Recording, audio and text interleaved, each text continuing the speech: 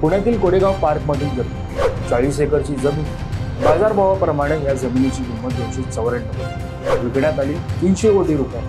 प्रचलित दरांप्रमाणे याचं मुद्रांक शुल्क 21 कोटी रुपये, पण ही जमीन 21 कोटी रुपयांना न विकता केवळ 300 कोटींना विकली। त्यामुळे सरकारच्या महसुलाचं नुकसान झालं। 300 कोटींच्या खरेदीला मुद्रांक शुल्क फी फक्त 500 रुपये। आता हे सगळं ऐकल्यानंतर नेमकं व्यवहार कुठे झाला, कसा झाला, कोणी केला, या सगळ्याची प्रश्न उपस्थित होतात। तर जाणून घेऊयात नेमकं हे प्रकरण काय। नमस्कार, मी वैभव पाटील, तुम्ही पाहतात माय महानगर लाईव्ह। सर्वसामान्यांना हादरवून सोडणारा व्यवहार हा पुण्यातील कोरेगाव पार्कमध्ये झालाय। खरं तर पुण्यातील कोरेगाव पार्क म्हणजे सर्वात श्रीमंत परिसर। या ठिकाणी इतक्या मोठ्या प्रमाणात ज्याची जमीन असेल त्याला कुबेरच मानलं जाईल। पण आता एका राजकीय नेत्याच्या मुलाला कुबेर म्हटलं तर वावगं ठरणार नाही, कारण त्यानं कोरेगाव पार्कमधील जमीन खरेदी करत त्या ठिकाणी IT पार्क उभारण्याचा निश्चय केलाय।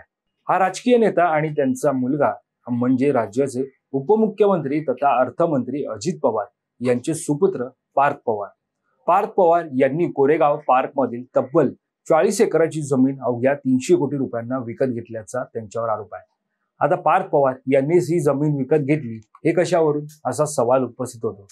तर त्या प्रश्नाची उत्तरं देताना समोर आलेले पुरावे सांगतात की कोरेगाव पार्कमधील ज्या जमिनीचा व्यवहार झालाय ती जमीन अमेडिया नावाच्या कंपनीनं विकत घेतली आहे आणि ही अमेडिया कंपनीचे मालक हे पार्थ पवार आणि दिग्विजय अमरसिंग पाटील हे आहेत।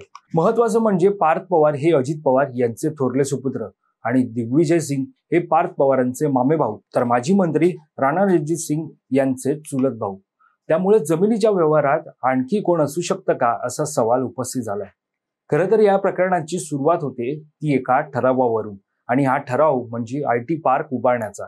त्यानुसार 22 एप्रिल 2025 रोजी अमेडिया कंपनीनं IT पार्क उभारणार असल्याचा ठराव केला। या ठरावावर पार्थ पवार आणि दिग्विजय अमरसिंग पाटील यांच्या सह्या देखील आहेत। विशेष बाब म्हणजे ठराव होतो आणि 2 दिवसांनी म्हणजेच 24 एप्रिल 2025 रोजी राज्याच्या उद्योग संचालनालयानं त्यावर स्टॅम्प ड्युटी ही माफ करतं।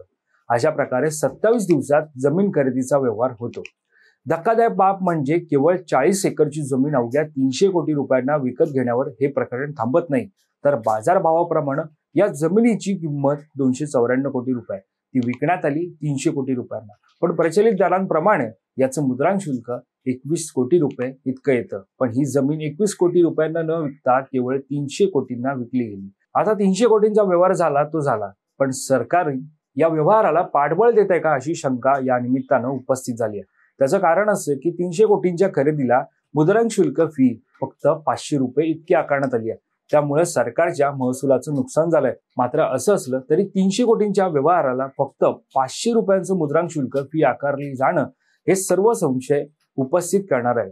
यामध्ये आणखी एक धक्कादायक बाब म्हणजे ज्या अमेडिया कंपनीनं हा व्यवहार केलाय त्या अमेडिया कंपनीचं भांडवल पाहिलं तर सर्वांना चक्रावणार आहे, कारण या अमेडिया कंपनीचं भांडवल केवळ 1 लाख रुपये इतकं आहे आणि 1 लाख रुपये असलेली भांडवल कंपनी 300 कोटींचा व्यवहार कसं करतं, तसंच 300 कोटींचा व्यवहार करून IT पार्क कसं उभं करतं, हा सवाल या निमित्तानं उपस्थित झालाय।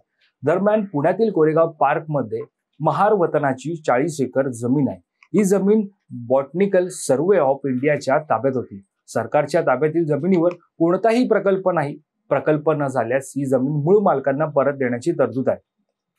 पण आता या जमिनीचा व्यवहार झालाय, ही जमीन अमेडिया कंपनीनं विकत घेतली आहे। एकीकडे कोरेगाव पार्कमधील जमीन आणि व्यवहारावरून संवाद सुरू झालाय, तर जाणून घेऊयात कोरेगाव पार्कमधील जमिनीचे कमीत कमी भाव किती आहेत। 1 स्क्वेअर फूट जमिनीचा कमीत कमी भाव 10,700 रुपये। 10,700 रुपये गुणिले 1054 चौरस फूट बरोबर 1,12,77,800 रुपये। 1,12,77,800 रुपये गुणिले 40 गुंठ बरोबर 45,11,12,000 रुपये। 45,11,12,000 रुपये गुणिले 40 एकर बरोबर 1,804,44,80,000 रुपये। आता 300 कोटी जमिनीची सरकारी किंमत तर 1,804 कोटी रुपये बाजारभाव।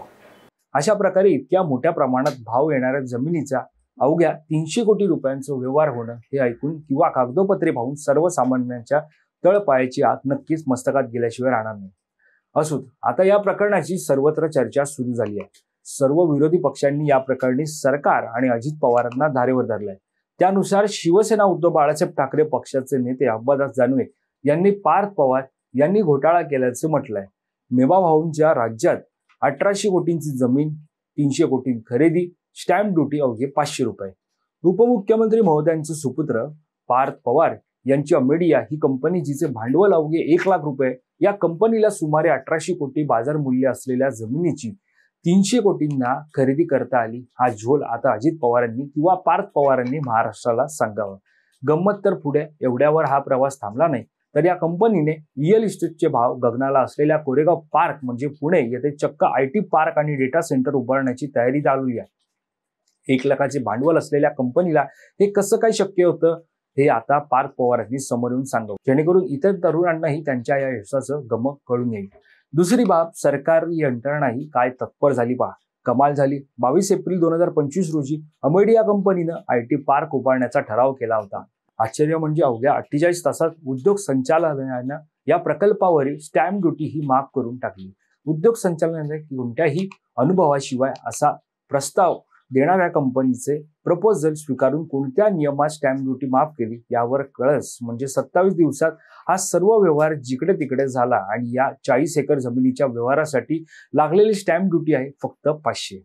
फुले शाहू आंबेडकर यांचे नाव घ्यायचे आणि महार वतनाच्या जमिनी खिशात घालायच्या, हा आहे अजितदादांचा पुरोगामी महाराष्ट्र, असं म्हणत अंबादास दानवे यांनी अजित पवारांसह पार्थ पवार यांच्यावरती निशाणा साधलाय।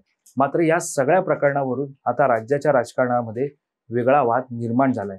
या सगळ्यावरती आता मुख्यमंत्री देवेंद्र फडणवीस यांची सुद्धा प्रतिक्रिया समोर आली आहे आणि घडल्या व्यवहारासंबंधित आणि घडल्या प्रकरणाची चौकशी करण्याचे आदेश देण्यात आल्याचं मुख्यमंत्री देवेंद्र फडणवीस यांनी म्हटलं। मात्र आता साधारणतः पाहायला गेलं तर एकंदरीत पुण्यातील कोरेगाव पार्क ज्याचा उल्लेख केला जातो तो म्हणजे सर्वात श्रीमंत परिसर आणि अशा परिसरामध्ये जर एखाद्या सर्वसामान्याला जागा किंवा घर घ्यायचं असेल किंवा कोणताही व्यवहार करायचा असेल तो त्याला जमेलच असं नाही।